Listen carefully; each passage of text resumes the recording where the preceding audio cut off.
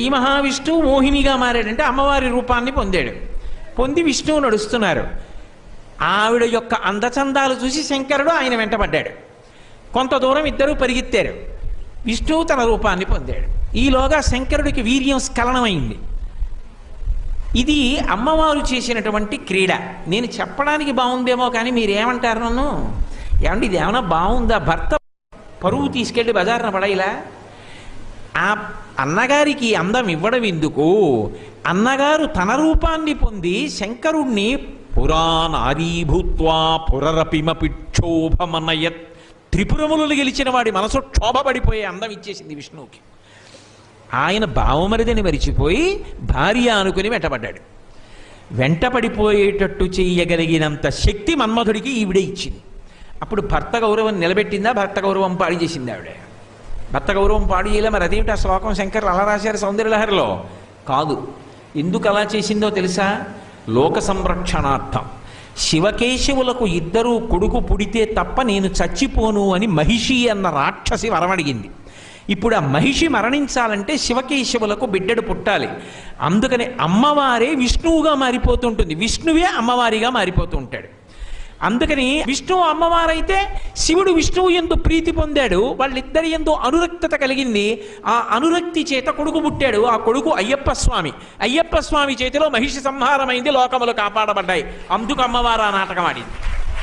కాబట్టి అమ్మా, నువ్వు లోకములను రక్షిస్తుంటావు తల్లి, నీ యొక్క క్రీడ చేత, నీ యొక్క విన్యాసం చేత.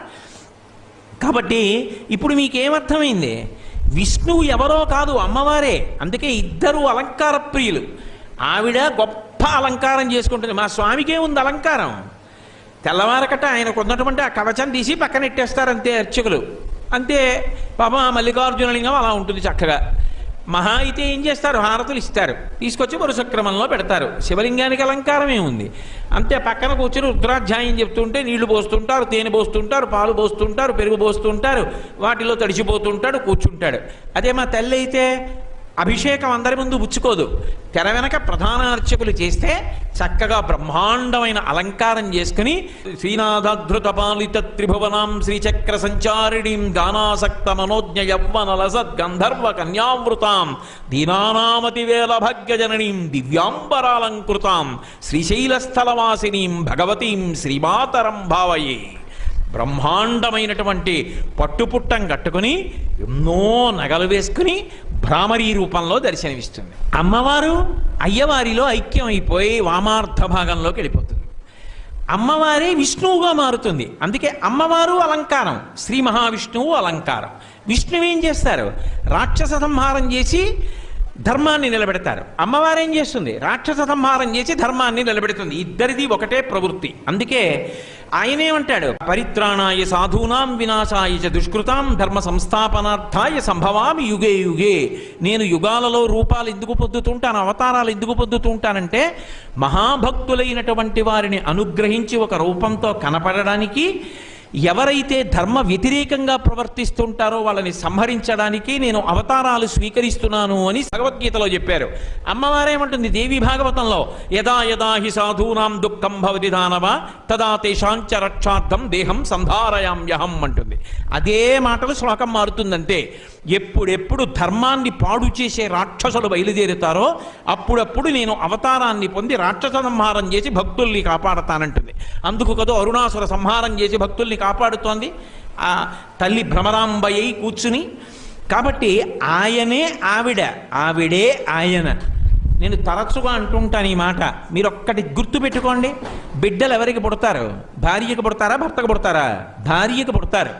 శ్రీ మహావిష్ణువు యొక్క నాభికమలంలోంచి బ్రహ్మగారు పుట్టాడు. బ్రహ్మగారి యొక్క సృష్టిలోంచి మనందరం వచ్చాం. అంటే పిల్లలు ఎవరికి పుట్టారు? విష్ణువుకు పుట్టారు. విష్ణువు ఎవరు? నారాయణి అమ్మవారు. అమ్మవారెవరు? నారాయణ.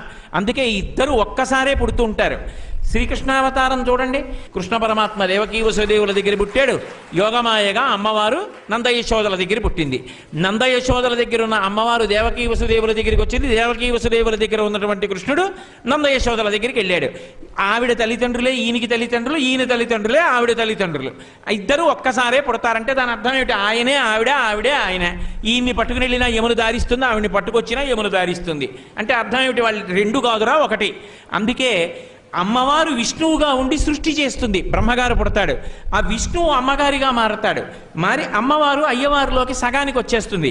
ఉండేది ఒక్కటే, మేకలు వేయింజన్నను భాసరముగనొక్క కోతి పర్ణం బెక్కొన్న ఆ కోతులు వేయింజన్నను కోకోయని కొంకినక్క కోయని కూశాను అని జానపదులు అంటారు.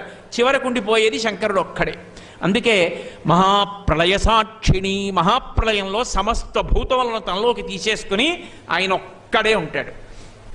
మళ్ళీ సృష్టి చెయ్యాలన్న కోరిక పుట్టగానే అన్నిటినీ బయటికి తీస్తాడు. అది విభు అన్న మాటకు అర్థం. అందుకే శ్లోకంలో విభు శబ్దం వేస్తారు శంకరాచార్యుల వారు. ఆయనే ఇంతమంది బిడ్డలకు తండ్రి, ఆవిడే తల్లి.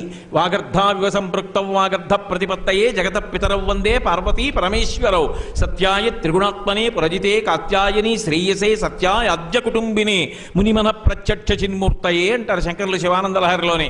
వాళ్లే లోకమునకు మొట్టమొదటి తల్లిదండ్రులు అవుతారు. మనందరం సమస్త పిపీలికాది పర్యంతమునకు ఆవిడే తల్లి. అందుకే ఆ బ్రహ్మకీట జనని, పురుగుల దగ్గర నుంచి సమస్త విశ్వమునకు తల్లి ఎవరు అంటే ఆవిడే.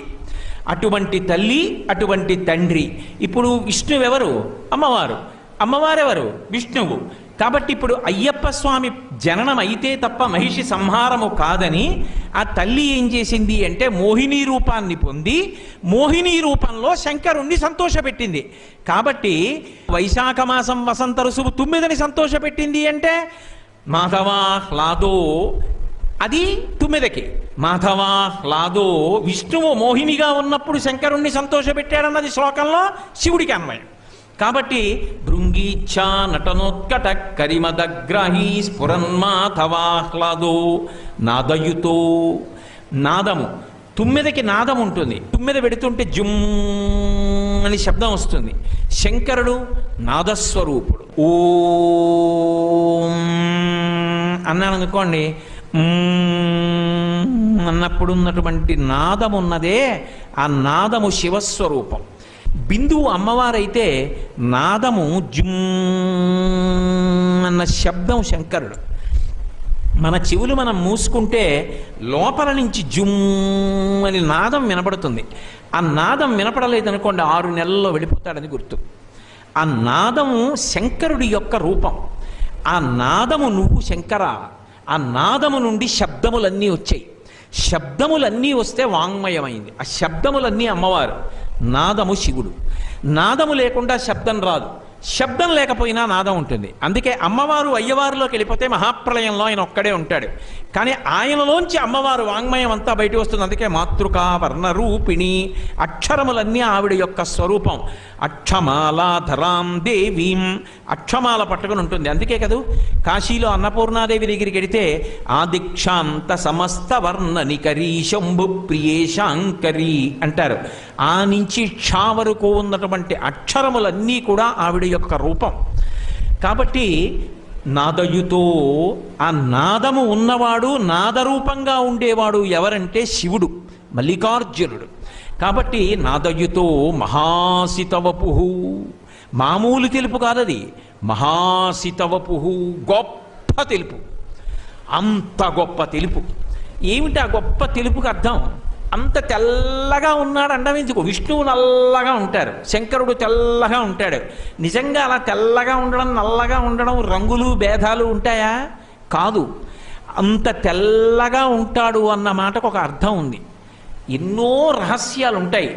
నిజానికి తెలుపు నలుపు రంగులు కావు, మిగిలినవి రంగులు. తెలుపు అన్న మాటకు అర్థం ఏమిటంటే అన్నిటినీ వదిలిపెట్టేస్తే తెలుపు, ప్రతిఫలించిందనుకోండి తెలుపు అంటారు, లోపలికి తీసుకుందనుకోండి నలుపు అంటారు. అందుకే నలుపు తమోగుణం, తెలుపు సత్వగుణం అంటారు. శంకరుడు తెలుపు అన్న మాటకు అర్థం ఏమిటంటే నిజానికి ఆయనకి ఏ మార్పు ఉండదు, ఆయన అలాగే ఉంటాడు. అందుకే మీరు గమనించండి, స్ఫటికలింగాలకి అర్చన అనేటటువంటిది కొన్ని కొన్ని దేవాలయాలలో విధి కింద ఉంటుంది. రామేశ్వర క్షేత్రంలో ఇప్పటికీ కూడా తెల్లవారుజామున 4 గంటలకి ప్రత్యేకంగా స్ఫటికలింగాన్ని అర్చన చేస్తారు. ఆ చేసినప్పుడు ఒక పెద్ద స్ఫటికలింగాన్ని తీసుకొస్తారు. మీరు ఎప్పుడైనా చూశారో లేదో నాకు తెలియదు. ఆ స్ఫటికలింగాన్ని తీసుకొచ్చి అక్కడ పెడతారు, దాని దగ్గర దీపం పెడతారు. ఆ దీపపు కాంతి పడగానే తెల్లగా వెలిగిపోతుంటుంది. అర్చకులు ఏం చేస్తారంటే మంత్రం చెప్తూ ఎర్ర మందార పువ్వు ఇలా ఎదురుగుండా పెడతారు, పాదాల దగ్గర పెట్టరు, ఎర్ర పువ్వు పెడతారు.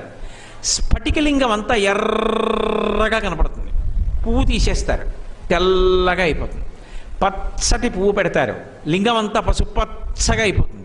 మీరు ఏది తీసుకెళ్ళి దాన్ని ఎదురుగుండా పెడితే దానిలా కనపడుతుంది. ఒక జ్యోతిని తీసుకెళ్ళి